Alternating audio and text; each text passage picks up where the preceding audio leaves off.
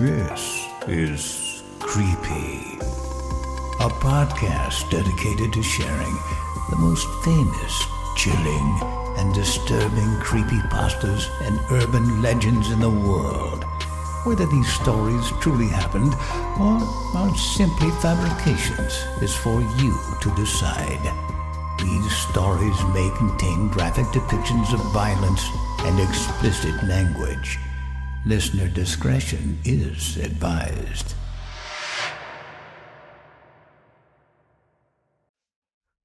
Creepy presents The Christmas Pageant, written by Ryan Peacock. Over the years, I've had multiple people ask me about the Christmas pageant held in my mother's hometown of Forzal in the Netherlands. So, given the particular time of year, I thought it only right that I take the time to finally discuss it. I will warn you up front. The Forzal Christmas pageant is not exactly what one might immediately expect when they hear the words Christmas pageant. I'd honestly say that the name doesn't exactly fit it well. But that's what it's been called for as long as I can remember. And if it has any other name, I don't know it. The tradition probably dates back longer than Forzal's even existed. I don't know the full history behind it, and I'm not entirely sure that there's anyone still alive who does. Even those in Forzal who still hold fast to the old traditions probably don't know where they came from anymore. It's all been lost to time and buried by history. Because of all that, I can provide no real answers beyond what little I experienced firsthand. I have, however, drawn some of my own conclusions from what I do know, and I imagine that you'll do the same. Whether there truly is anything behind the Forzal Christmas pageant or not, it's really a matter of personal belief. At the end of the day, it's very much just a strange local tradition and may have no real significance towards the rest of the world. Whatever the case, it's what I grew up with, and despite everything, I still do hold my fond memories of it. When I was a young boy, I participated in the Forzal Christmas pageant. Then again, so does every other child under 12. Participation is considered to be mandatory, although that doesn't mean it isn't fun. While yes, the pageant itself is a rather formal and somewhat dour affair, kids will still be kids. Put enough of them in a room together and they'll find some way to have fun. I was a bit of an odd case among some of the other children. My mother was born in Forzal, but she moved to the United States when she met my father years ago. Most of the year we lived in a decent-sized house in the American suburbs, but during November and December we'd spend our time in Forzal living with my grandparents. I used to look forward to it every year. Not just because I got a couple months away from school, but because I had friends in town. It was always exciting to see them and catch up. It was like for a couple of months, I could live an entirely different life. Just for a little while. I wasn't the only one who lived in Forzal during the holiday season. A lot of people who'd moved abroad came back for the Christmas pageant. They'd bring their kids to participate, and it was just as fun to see them too. Most of them had moved to America, but some had come from Canada, and England, a few other surrounding countries. The Christmas pageant brought us all together. We'd play games during breaks or after rehearsals. We'd play in the snow, out by the pageant grounds, or play hide and seek in the forest so long as it wasn't dark. In fact, I remember looking forward to rehearsal days just because I knew I'd get to see my friends. I remember once my friend Bram and I caught hell from one of the organizers during a dress rehearsal when we took advantage of a break to go tobogganing out back. Our costumes had been covered in snow when we returned. The old woman who'd been organizing the pageant that year chewed us out in Dutch for the better part of 15 minutes. She'd made us finish the rehearsal soaking wet as punishment. But I can't say either of us regretted a thing, even though I don't think I've ever been so cold in my life. Looking back at it, I suppose it is a little bit funny how excited I was for the pageant every year. As I said before, the actual proceedings are a little bit dull, and I can't quite say that it was very Christmassy. Not in the conventional sense, at least. But that's Forzal for you. Their traditions are a little simpler than what most others are used to. In fact, I couldn't tell you of a single place in the world that does Christmas the same way as they do it in Forzal. And I'm genuinely not sure I mean that entirely as a compliment. I've seen how the rest of the world views the holiday and how drastically different it is from what I grew up with. Outside of Forzal, there's much more focus on the upbeat aspects of the holiday. The bright colors, the gifts, and the jolly old man in red. Yeah, you get some of that in Forzal, but not quite as much. Christmas was always a much more quiet and formal affair. For example, their Christmas season didn't officially start until December. There were no decorations in November, as those were considered to bring bad luck. It was usually mid-December before anyone began decorating, and even then, they weren't quite as flashy as some of the ones I've seen in other parts of the world. There were no elaborate lights or figurines. It was all very traditional. Grandma and Grandpa would decorate their home with a bit of greenery, handmade evergreen wreaths and boughs of holly, amongst other things. Nothing plastic or bought from a store. That was partially because the nearest place to buy such things was an hour or so drive out of town. And partially because they all seemed to look down on such things as an omen of bad luck. We cut our Christmas trees from the forest outside of town and decorate them with old ornaments, most of which were handmade by our grandparents, although each member of the family contributed a decoration or two of their own making in time. There were no carolers, no special holiday sales in the local shops. Nobody dressed up as Santa Claus, and there were very few, if any, parties. Outside of the decorations, Christmas was always a quiet and family-focused affair. The only major community gathering they had was the Pageant, which was held every year on the evening of December 20th. It came around like clockwork and carried out in much the same way. As I said before, every child under 12 was required to participate. Usually there wouldn't be more than 20 or 30 of us, almost half of whom weren't full-time residents. Being a small town, Forzal didn't have very many children, and by the time I left, the number had dwindled to around 15, including those who came down just for the pageant. There are probably even less of them now. The pageant was never particularly exciting to either watch or to perform, but everyone in town came to see it all the same, and every child participated in it. As the sun set on December 20th, everyone in town would venture out to the pageant grounds on the edge of town. The pageant grounds were carved in stone, near the edge of the forest. People brought their own chairs to sit and watch as the children gathered with their backs to the trees. They would assemble in rows with the youngest in front and the oldest in back. All of them dressed in red cloaks lined with white furs, and they would sing. The songs they would have them sing were always strange. The lyrics weren't in any language I know. In fact, I'm not sure just what language they were in at all. I have looked, half-heartedly, for an answer, but I've never found one. We all knew what the lyrics were supposed to mean, of course. We had all read the lyric sheets, which came with a translation. Although, I don't think any of us thought too hard on any of it. It wasn't until recently, when I thought about the Forzal Christmas pageant, that I truly stopped to think about them and realized just how odd they were. The translated lyrics were as follows, although my memory is a bit rusty, so if there are some errors, please forgive me.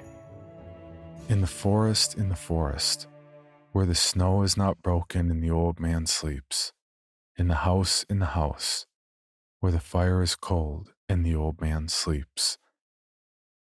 Be good and walk quietly, don't make a sound. Light the fire and open the wine, the old man sleeps for now. We offer a gift of roast meat and red wine. On this day would no sinner be unpunished. On this night let no good man be harmed. Follow the song, let the old man sleep again. The song doesn't make much sense outside of context, unfortunately, and translated into English. I'd say that it loses most of its impact. That said, I'd be lying if I said that reading these words again after all these years didn't send an icy chill through me. I can still hear the low chanting of children, reciting the song in its original language. No music to accompany them, just a chorus of young voices speaking words they didn't understand to a sea of adults who regarded the whole affair with stern intensity. This was always the first song sung that began the pageant, and it was the most important. There are other songs sung after this, of course, but nothing with quite the same impact. Nothing in that bizarre, forgotten language that no one understood. The other songs were more traditional Dutch carols, the kind you'd hear elsewhere in the Netherlands, and most of the children participated in those while the other part of the pageant was prepared. Every year, 2 of the oldest children would be selected from the group of 12-year-olds who wouldn't be participating next year. It was always people chosen both by the other children and by the adults, and it was always someone thought well of by the community. They were usually the kids who did well in school, were kind to their friends, and treated others with empathy. Good kids. Most children didn't see the full extent of the Forzal Christmas pageant. Sure, they hear things, rumors, whispers, but they dismiss them. I know I did. I wrote it off as some odd tradition, and maybe it is. Maybe there really is nothing more to it. But I don't know if I believe that. When I was told that I was one of the ones who was chosen amongst my peers, I was beyond excited. I'd seen it happen to others over the years. During the pageant, while the younger children sang, the oldest would quietly leave and retreat into the woods with one of the adults. They would remain absent until the last song, when at last they would return. We never saw what they did, and nobody ever talked about it. But I knew that it involved the chosen children doing something special.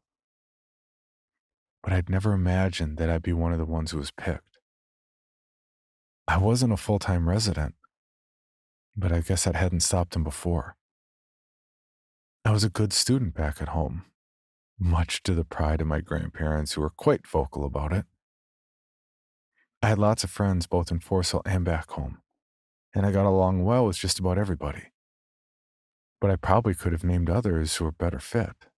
Maybe that was why I was the ideal choice. I can't say. But I was excited nonetheless. The other child who'd been chosen alongside me was a girl named Mila. Unlike me, she lived in Forzal full-time, and I only somewhat knew her. I can't say we were ever really friends.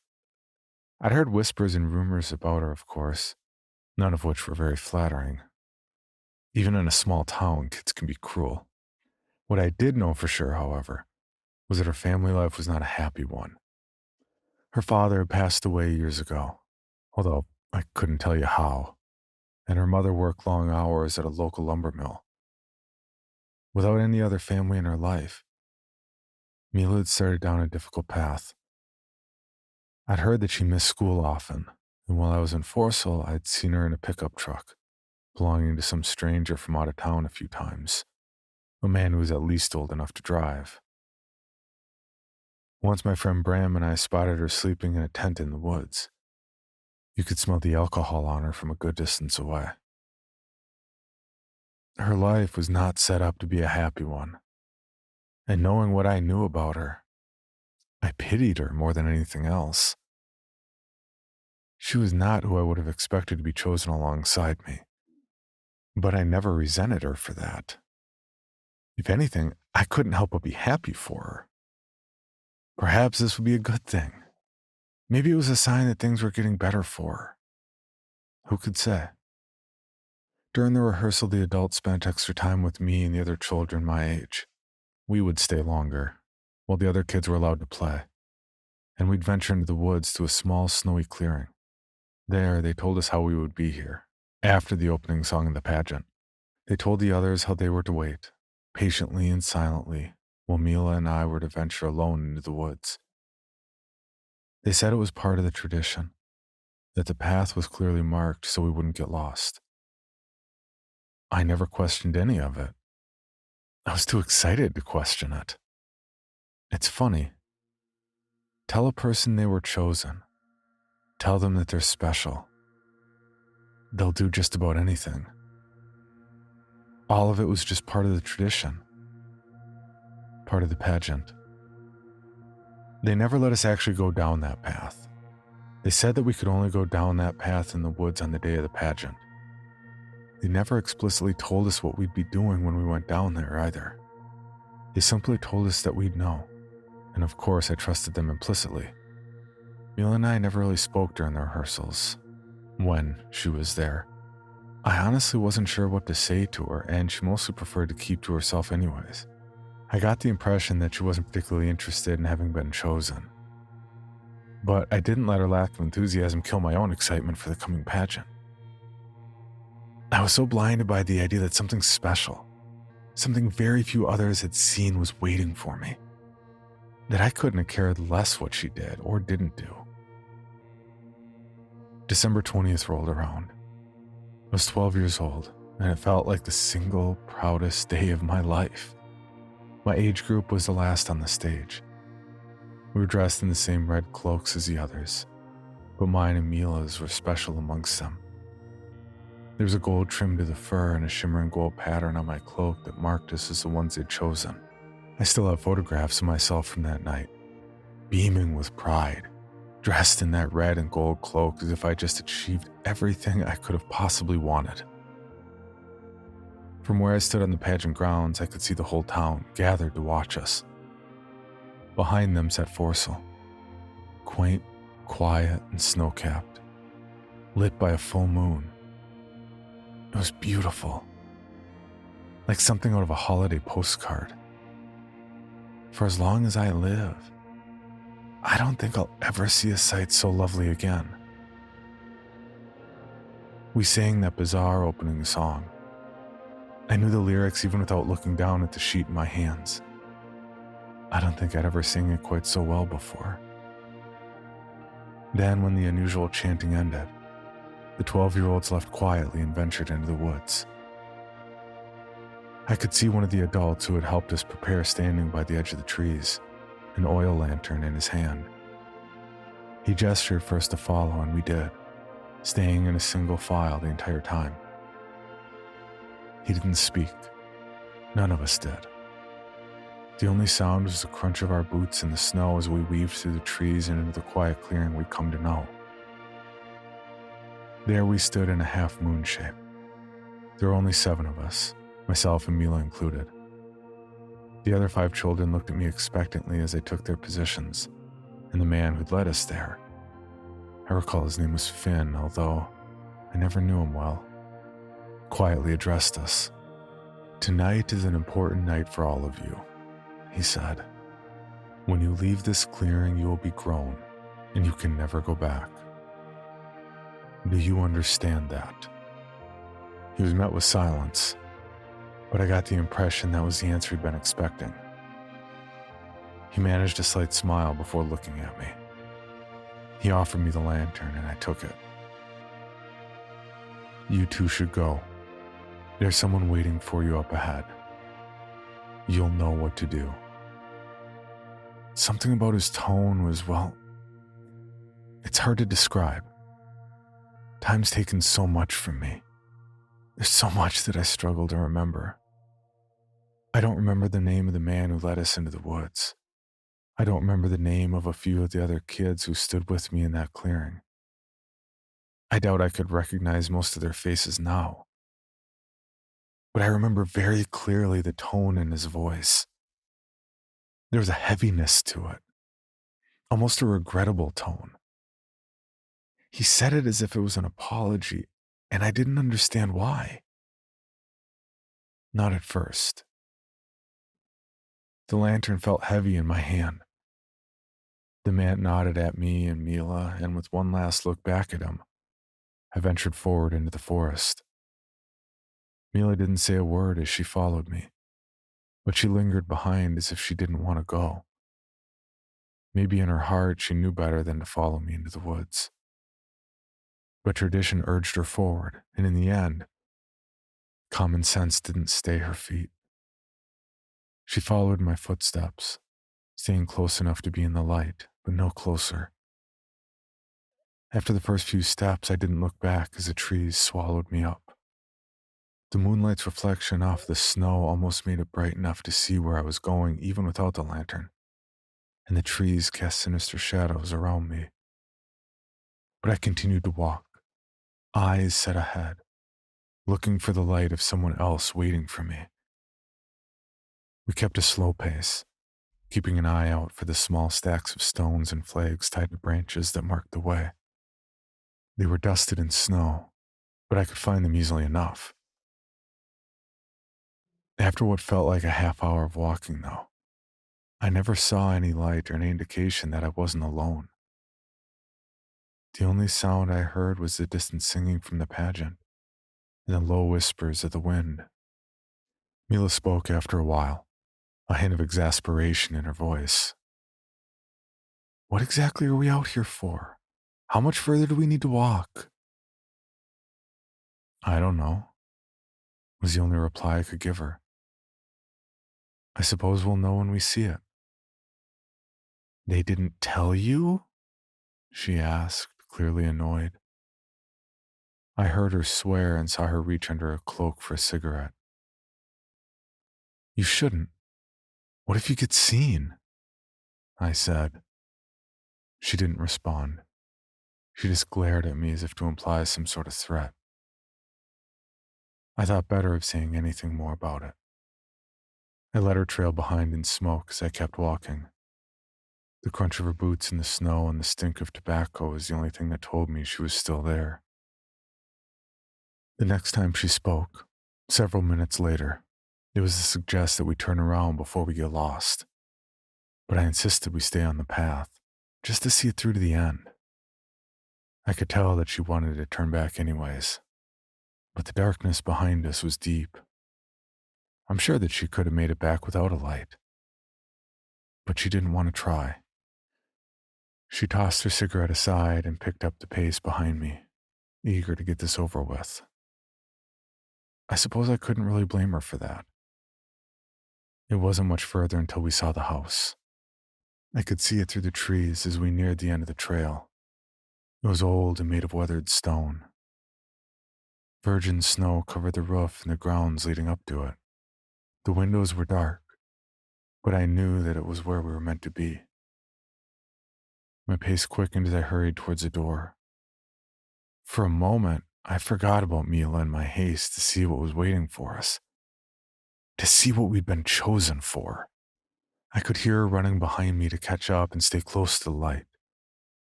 By the time she caught up to me, my hand was already on the door and turning the knob. It swung open with a gust of wind, and I only barely stopped it from slamming against the wall. I looked back at Mila. Her brow was furrowed in curiosity. She pursed her lips before stepping inside and calling out, "Hello?" There was no answer. The house seemed empty. I'd expected it to be at least a little warmer inside. The air seemed cold enough to cut me to the bone.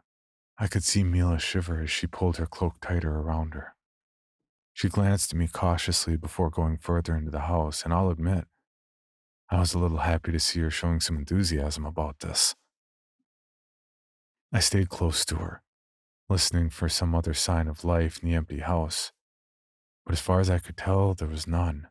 "Are you sure we're in the right place?" she asked as she ventured down the hall and into another room. The room was large, with a large fireplace dominating one wall. I could see some weak embers glowing inside and approached them. The fire was nearly dead. It would need to be stoked. I set about doing just that. Mila stood behind me, squinting in the darkness to survey the rest of the room. I didn't notice when she stepped away from me, towards a large table that dominated the center of the room. I was too focused on the fire and getting it restarted. Studying it, I could see the broken, burnt, and twisted remains of a couple of oil lanterns, similar to the one I was holding. It seemed as if whoever had set the fire last had smashed their lantern to do so. Odd. I looked over at Mila again. She was standing by the head of the table holding a dusty bottle of wine beside an ornate crystal glass. She'd pulled the cork off and found it empty. She looked a little bit disappointed. "No wine and no food?"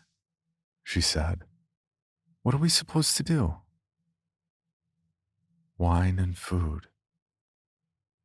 The moment she said those words, I understood. In the forest, where the snow is not broken and the old man sleeps. In the house, where the fire is cold and the old man sleeps. The song we'd sang for as long as we could sing. This was the house it spoke of. It had to be. An old house in the forest covered in unbroken snow with a dying cold fire? It fit too well. What was the next verse? Be good and walk quietly. Don't make a sound. Light the fire and open the wine. The old man sleeps for now. We offer a gift of roast meat and red wine. I understood. It's a feast. We need to prepare a feast, I said. The fire, we need to light it. We need to roast meat and red wine. A feast? She asked. Like in that song? For what, an old man? There's nobody here. Let's go. It's cold and I don't want to stay here any longer. We don't have meat and wine anyways. She was right. Had there been something we missed? Meat and wine. Perhaps there was some in the house somewhere. I looked down at the lantern in my hand. It'd be easier to find out if we had some light. I hadn't questioned things up until now. Why start now? I'd seen the twisted remains of other lanterns in the fireplace. It was obvious to me what I had to do. I dashed my lantern down into the fireplace, shattering it, igniting the embers anew. Mila cried out in surprise as warmth bloomed in the old house. I looked around, blinking as my eyes adjusted to the light. The old house did look abandoned, but there had to be something here, right?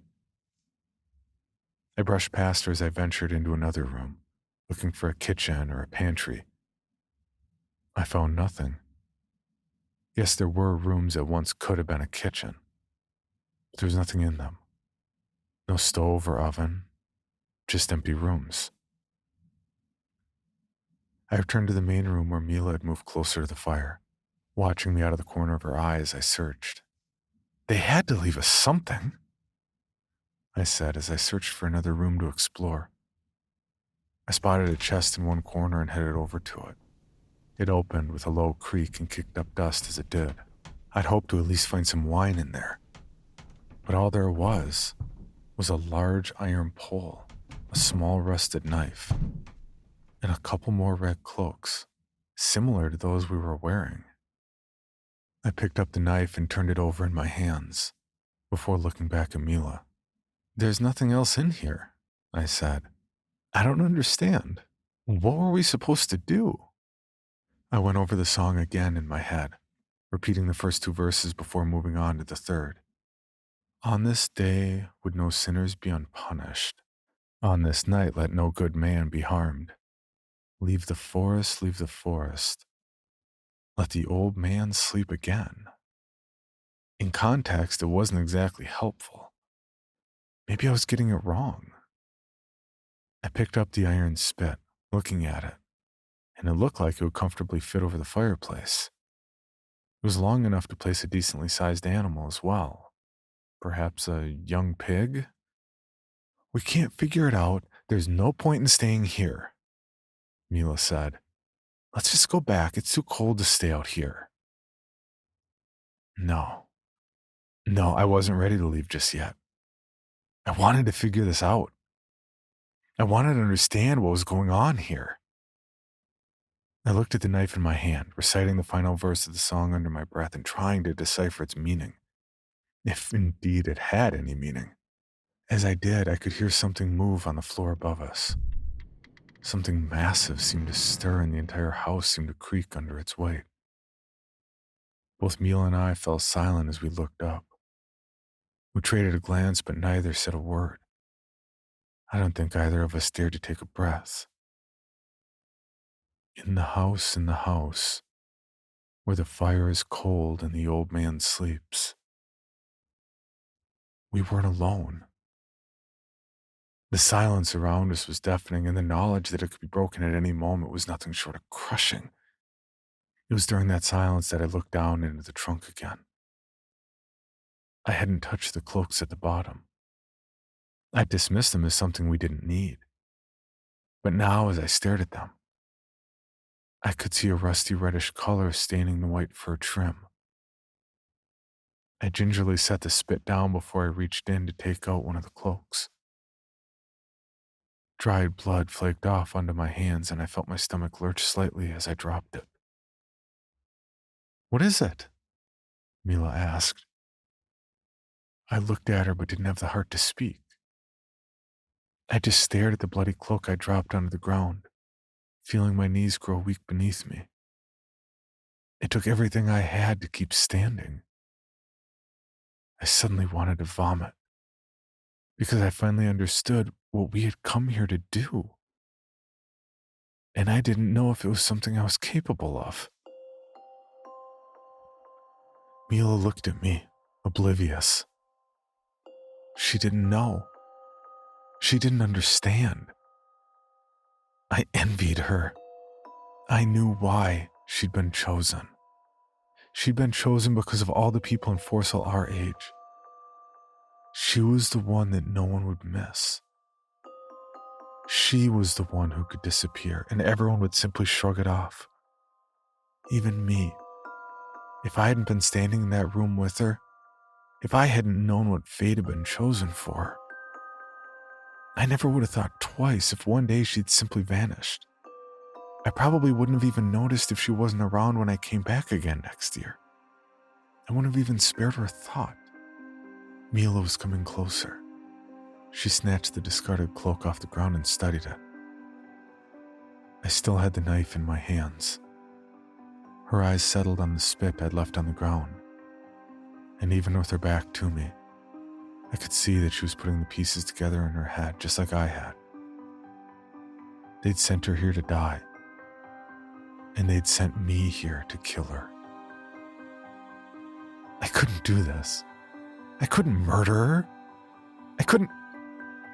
Dear God, I couldn't put her on the fire. Then, above us, I heard the slow rumble of movement again. Whatever was in the house with us, the old man, stirred once more. This time I could see the ceiling sag as it moved. Mila heard it too, and she looked up with wide eyes. The old man was waking up. Something told me that he would be hungry. When I looked at Mila again, her eyes were on me. We stared at each other for several moments, each choosing our future more carefully. She looked at the knife in my hand, and I knew what she aimed to do. I gripped it tightly and exhaled, and I waited for her to take it. She came at me suddenly, lunging at me to try and force me to the ground and rip the knife from my hands. I held it tightly, pulling it out of her grip as she clawed for it, panting in rage as she tried to wrestle it from me. I don't remember much about what happened. 1 minute she brought me down on the ground, 1 minute we were fighting, then the next, I heard her gasp in pain. And when I looked down, the knife was buried in her ribs. I stumbled backwards, ripping it out of her as I scrambled away. She pressed a hand to the wound in her side and looked at me, angry and afraid. I could see the tears welling up in her eyes.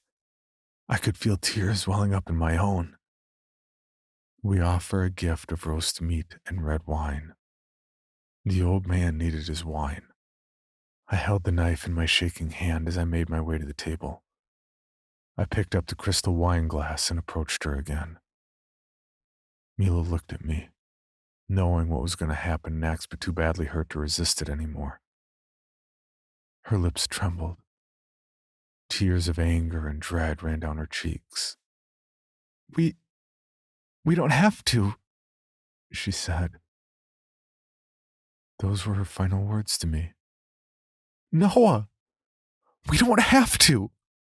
Maybe we didn't. Maybe. After I cut her throat, I forced the wound over the wine glass and let it fill with her blood. Mila died, gasping and choking on the floor. I waited until she was dead before I prepared her for the fire. Above me, I could hear the slow creak of movement. I could hear the old man coming. By the time I heard him on the stairs, his obscene feast was cooking. I didn't stay in the house to see him for myself. As I heard his heavy footsteps draw nearer, I ran back the way I came and out the door into the snow. My hands were still slick with Mila's blood, and I was crying as I stumbled back out into the woods. I had no light to guide me, but I could hear the distant songs from the pageant. So long as they sang, they would guide me home. I stumbled forwards, away from that house, away from Mila and what I'd done to her. But even as I returned to the woods, I could still hear the jolly laughter of the old man from inside the house. It's funny. Of all the little things that change between every interpretation of Christmas, one of the ones that doesn't is the distant chuckle of the jolly old man who defines it. I've heard it imitated so many times by mall Santas, cartoons, television shows, and the like, but none of them have ever captured the sheer mirth in it. Ho, ho, ho. No matter who does it, the memory of that laugh still sends a chill through me, and I can imagine him.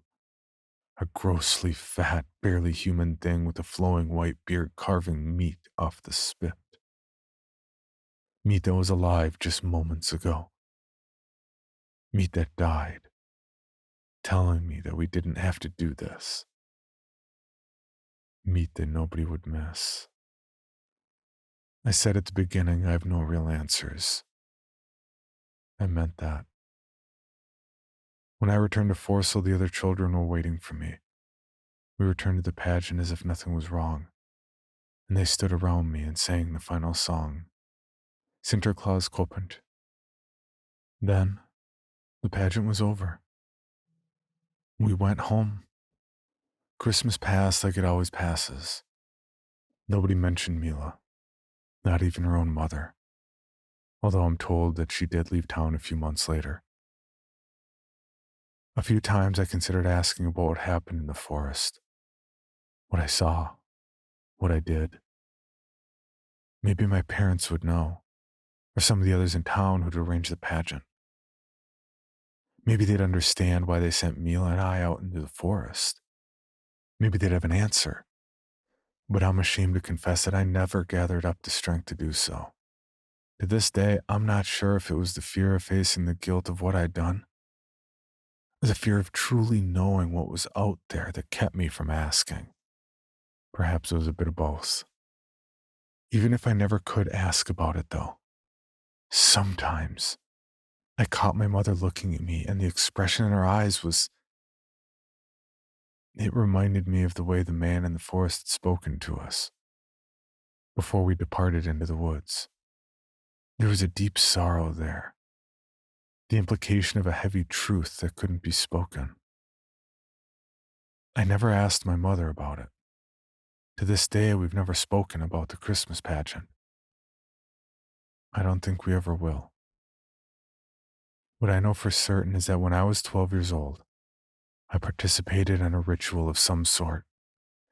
One child, held in high regard by the community, sacrifices one that the community holds in low regard.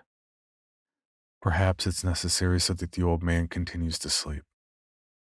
Perhaps if Forzal were ever to fail to perform the annual Christmas pageant, he would wake and find his feast elsewhere.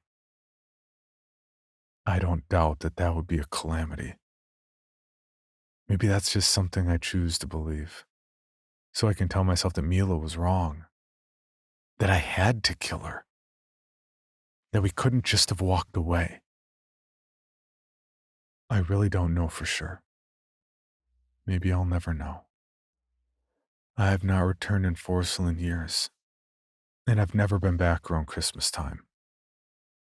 Even after the last year in the pageant, I begged and pleaded to stay elsewhere on Christmas. I spent those 2 months staying with a friend, going to school normally, and trying as hard as I could not to think about Forzal. It always crept back into my mind, though. Always. After my grandparents died, my parents moved to Forzal full time. I was old enough to strike out on my own then, so that's exactly what I did. I still talk to them, but I very rarely visit. I tell them that a flight to the Netherlands would be too expensive.